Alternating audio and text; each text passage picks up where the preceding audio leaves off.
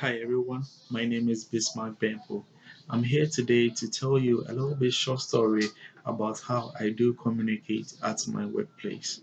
I currently work as a patient transporter at St. Anthony's Hospital located at downtown St. Petersburg.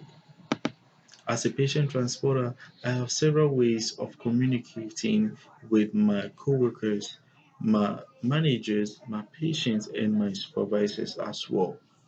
Most of the time, I normally use nonverbal communication to communicate with my coworkers, and I use verbal communication to communicate with my patients, my managers, and my supervisors.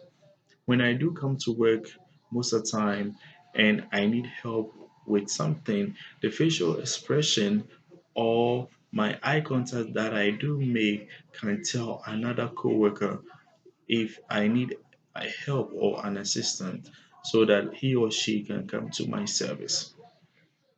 When I'm trying to transport a patient to his or her rightful destination, I first of all use a verbal communication by expressing myself with the rightful words towards the patient. That way, I cannot be rude towards the patient, or I wouldn't use any unacceptable language towards the patient. So I use verbal communication to communicate with the patient. For instance, if I want to transport a patient to their rightful destination, I first of all introduce myself to the patient and allow the patient to also introduce him or herself to me before I will ask them how they're doing or how their day is going before I will transport them to their rightful destination. And if they need the help of the nurse too, I will politely call the nurse to let them know maybe their patient need help with whatever they want.